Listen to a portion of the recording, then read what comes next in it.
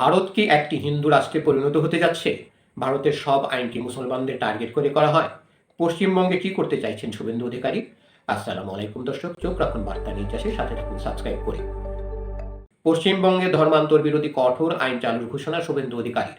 পশ্চিমবঙ্গের জাতীয় নিরাপত্তা জোরদার এবং সাংস্কৃতিক ঐতিহ্য রক্ষায় অভিন্ন দেওয়ানি বিধি চালুর ঘোষণা দিয়েছেন মুখ্যমন্ত্রী শুভেন্দু অধিকারী। একই সঙ্গে রাজ্যে লাভ জিহাদ ও জোরপূর্বক ধর্মান্তকরণের বিরুদ্ধে কঠোর আইন আনা হবে বলেও জানিয়েছেন তিনি। শুক্রবার ২৬ জুন কলকাতার রবীন্দ্র সদনে বন্দে মাতারাম গানের সার্ধশতবার্ষিকী উদযাপন অনুষ্ঠানে তিনি এই ঘোষণা করেন। শুভেন্দু বলেন, রাজ্যে অবৈধ অনুপ্রবেশের কারণে জনসংখ্যার ভারসাম্য নষ্ট হচ্ছে, যা সামাজিক কাঠামো ও দেশের নিরাপত্তার জন্য বড় হুমকি হয়ে দাঁড়িয়েছে।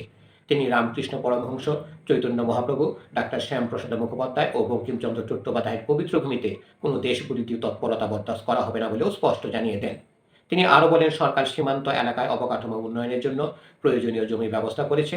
অনুপ্রবেশকারীদের চিহ্নিত করে ফেরত পাঠানোর জন্য সীমান্তবর্তী জেলাগুলোতে হোল্ডিং সেন্টার তৈরি করা হয়েছে।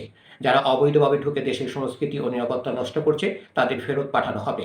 তবে সিএএ আইনের আওতায় ধর্মীয় নির্যাতনের শিকার হয়ে আসা হিন্দুরা শরণার্থী হিসাবে নাগরিকত্ব পাবেন।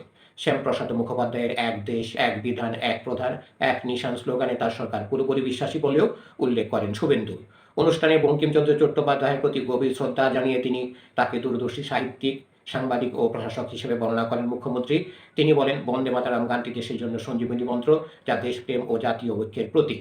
এবারই প্রথম রাজ্য সরকারের উদ্যোগে নৈহাটির কাঁঠালপাড়ায় বঙ্কিমচন্দ্রের পৈতৃক ভিটায় এবং কলকাতায় তার বাসভবনে রাষ্ট্রীয়ভাবে জন্মবার্ষিকী পালনের কর্মসূচি নেওয়া হয়েছে।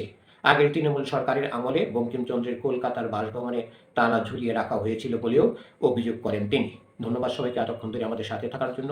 আরও সংবাদ পেতে আমাদের বার্তা নিউজ চ্যানেলটি সাবস্ক্রাইব করে সাথেই থাকুন।